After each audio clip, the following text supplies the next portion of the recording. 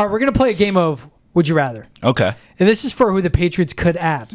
Okay. Let's start on the outside in the receiving room. A wide receiver you'd have to trade for. DK Metcalf or Brandon Aiyuk?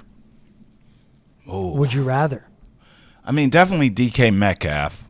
My only issue is he's publicly said, I don't want to come there. Yeah. Did Aiyuk kind of do that too? I don't remember.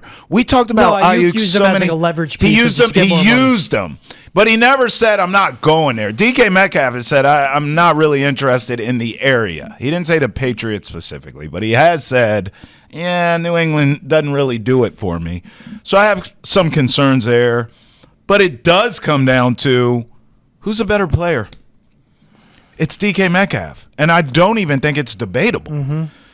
I'd rather have DK, even though, I didn't love him saying I'm not coming to play there. And I also don't love Chiefs, Cowboys, and Steelers being the rumors of the teams that are hot and heavy for him, right? Like, It doesn't even really seem like the Patriots are getting any traction there. But for the sake of this exercise, who would you rather? DK Metcalf. I'd rather DK, and I think it just starts at the 49ers just gave Brandon Aiyuk a massive extension with a lot of guaranteed money. Yeah. And you're already willing to trade him. That's a massive red flag. That's a good point. That's the way I looked at it right away. Coming off injury, it wasn't too. what the money is. Yeah, coming off the torn ACL, but was an a-hole to Shanahan the entire holdout when he showed up wearing the wrong shorts to practice. Yeah. And they're already willing to trade him. Like, that's something. Teams want to hold on to valuable wide receiver ones until they're washed up. Aiyuk, I think he's about to be 26. So he's still really young. Yeah, he's 26. He's going to be 27 next season. Yeah. DK's a year older. But, like, you still have Brandon Aiyuk for 2 or 3 more prime years. Right. You shouldn't want to get rid of him. They're willing to trade him. The second I hear that's a red flag. But then let's say you take away the DK comments, you take away Aiyuk already being traded. DK Metcalf's a better receiver. We've seen him do it more. He doesn't have the injury history. Right. He's a consistent 1,000-yard guy. Even the 2 of the last 3 years when he missed 1,000 yards, he was at like 950, 960 receiving yards. Just missing that. He's bigger. He's stronger. He's a much better blocker. He's better. You don't hear much out of him in locker room, or hear anything about him being a diva. He is a football player. I'd rather have DK Metcalf. He's just better, period. And here's how you know it. Some of the questions around Brandon Aiyuk are, well, how much of this is the system responsible for him being so successful, the Shanahan system? Yeah. You don't get that with DK Metcalf. You know why? They don't have a stinking system. I mean, this guy...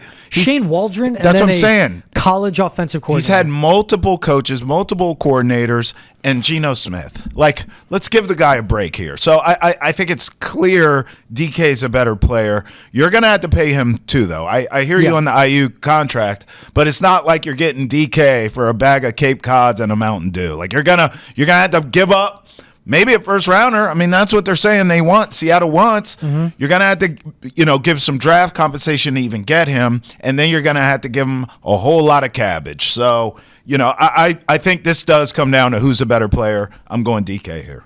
Sticking receiver, so we're both on DK. Okay. Chris Godwin or Cooper Kupp? You know what? Cooper's likely to get cut, so this will be pure free agency. Right. No trading This for. almost feels like a push. And the only reason I say that is because at this stage of their careers, I think they're about the same in terms of what you're getting as a player. Godwin's coming off an injury. Kupp's finally shown me he can stay healthy. Do I trust that he can continue to stay healthy? So it just feels like a push.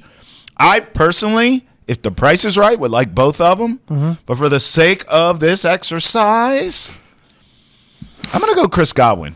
And the reason why Cooper Kupp is injury prone, Chris Godwin is coming off of an injury. There is a difference. And I think I trust Godwin to come back healthy and stay it than I do Kupp to sustain being healthy. Mm-hmm.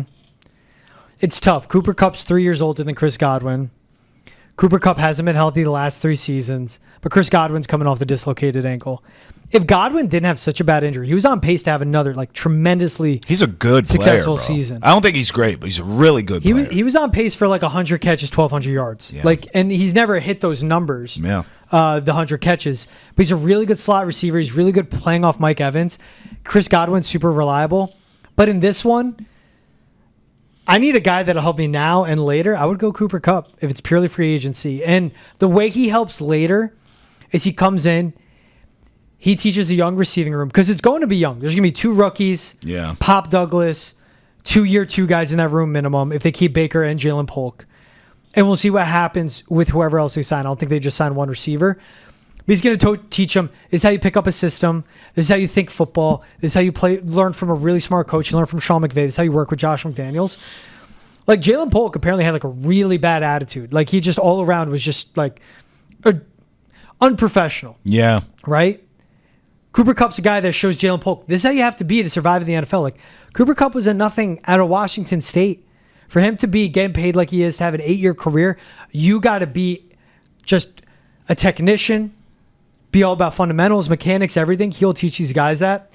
I would rather take Cooper Kupp because Chris Godwin, that injury, he's not gonna be able to play until maybe week 10 of this upcoming season, and he really won't be the same guy probably until like week 7 of the following season. It takes 2 years to get back from a dislocated ankle. That's a bad injury. It is a bad injury. I still feel like it's a push, though, because Cooper Kupp gets hurt when the wind blows. Listen, they're both Super Bowl champs. They're both veteran guys who can come in and help your young guys. I don't think there's necessarily a wrong answer here. Mm-hmm. I just think whichever one you pick, like you're on Kupp, I'm on Godwin, but you are literally rolling the dice with both. I think that's fair to say. You don't love either signing. Yes. I think people on paper like Godwin more. I'm so skeptic. Now, the same way, like, the second reports come out that Aiyuk's being traded, I'm like, that's a red flag. Right. I'm kind of, like, hesitant with my red flag because if all these insiders are saying, Chris Godwin, and you're not hearing about the injury, like, maybe it's not as bad as I think. But I also think team physicals, like, they haven't gone down yet. So, well, here's a solution to the whole issue.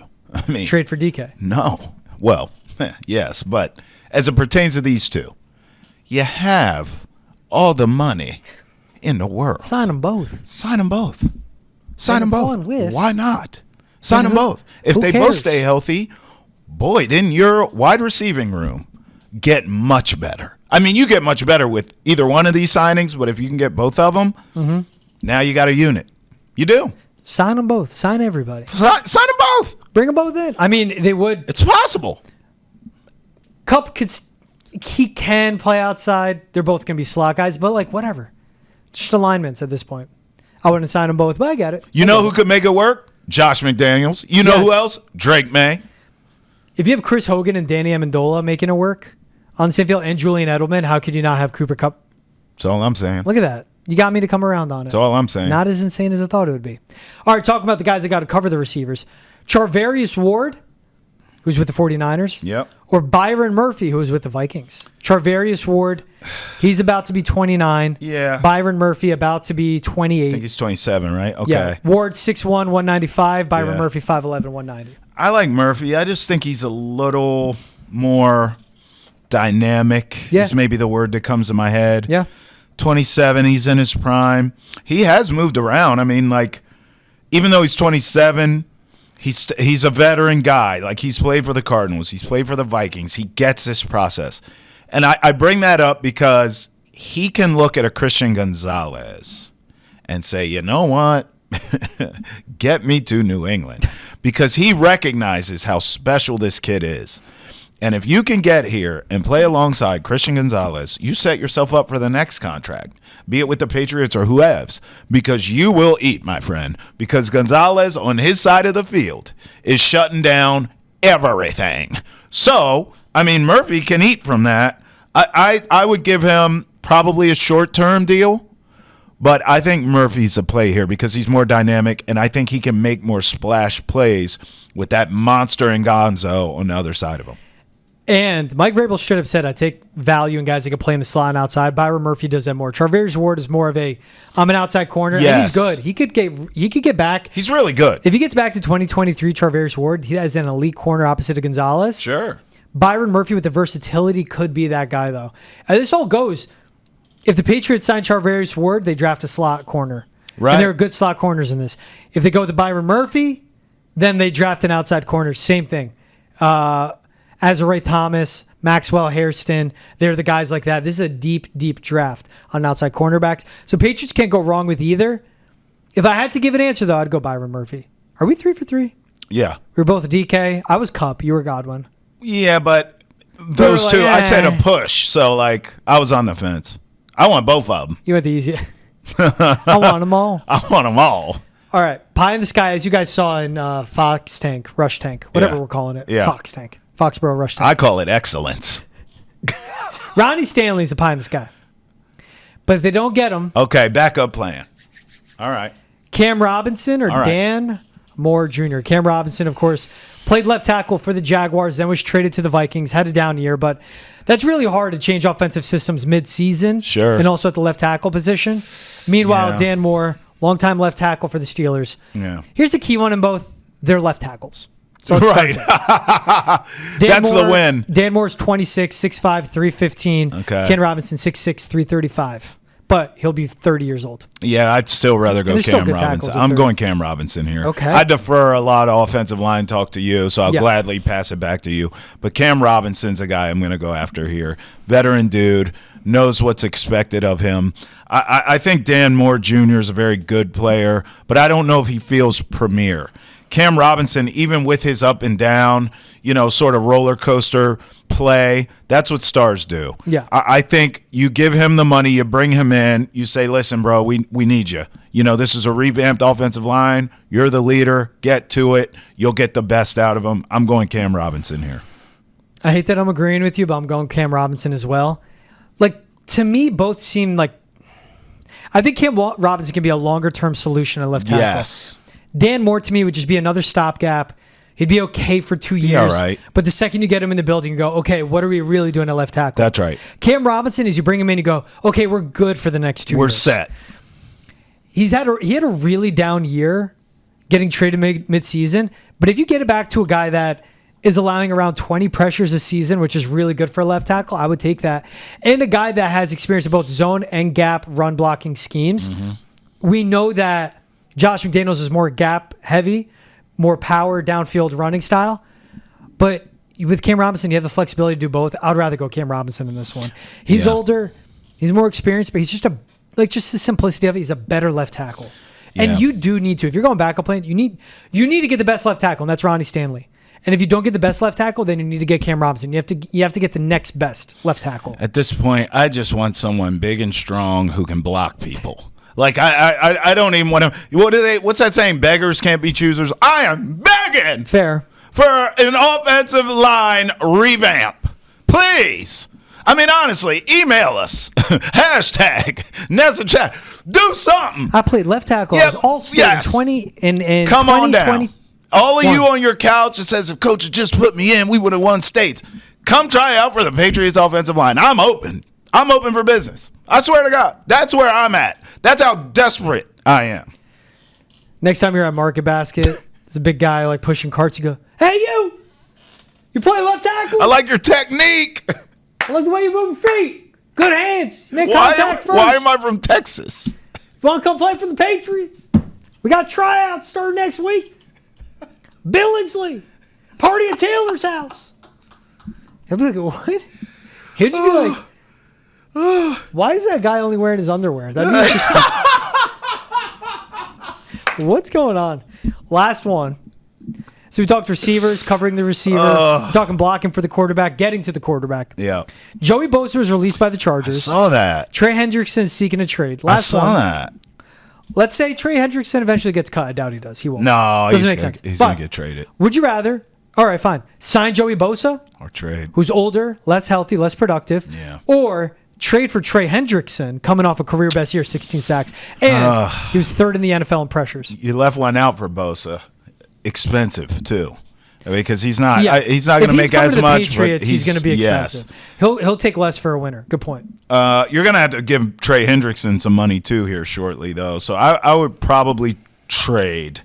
I just think at this stage of his career, he's a better player. I don't trust Joey Bosa at all to stay healthy and give me anything. I actually think, and I know you agree with this, he's a better fit for real contenders. And when I say real contenders, I mean like Super Bowl contenders, not where the Patriots are right now, trying to get in contention. There is a difference. So Joey Bosa would work in a Buffalo or a Baltimore, somewhere where it's like spot pass rush. Like, get healthy. We need you on big third downs. Come in, kill the quarterback. Simple. Trey Hendrickson, I mean, that's a guy, plug and play. Depending on the price to get him, I'm not willing to part with a first rounder. I'm not going crazy here. But if I can get him for a third, maybe second, and then I pay him a year from now whenever his contract's up, I'd be willing to do that. Give me Trey. Joey Bosa's coming off career lows in pressure rate, sack rate. Again, only 28 games the last 3 Always seasons. nicked up. He's going to end up somewhere with a contender. You Yeah. trade for Trey Hendrickson, you're going to have to give up a good draft asset. Yep. I don't think as high as people may think. Not a first. He's going to be 31. I think it's a third rounder, and Okay. you have to pay him. Okay. Which you would take that. Yes. Because if he's good for the next 2 or 3 years. Yeah. In a normal scenario, a pass rusher you take in the third round, you expect him to be good by year 2 or 3. Right. Instead, you get a pass rusher that's good now. I'd rather trade for Trey Hendrickson and pay him. You have a lot of cap space. He's consistent, too. He's very consistent That's a guy that numbers-wise. balls, man. Yes. If we're talking culture and everything, Yes. that's a guy that balls. Yeah. You have him and Milton. You're going to be paying a lot.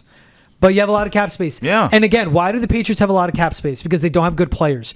The teams that don't have a lot of cap space are the teams that retain their good players and pay them, like Amen. the Eagles, and manipulate the cap. The Patriots eventually just have to find the Amen. level with the water, Amen. and pay for these guys.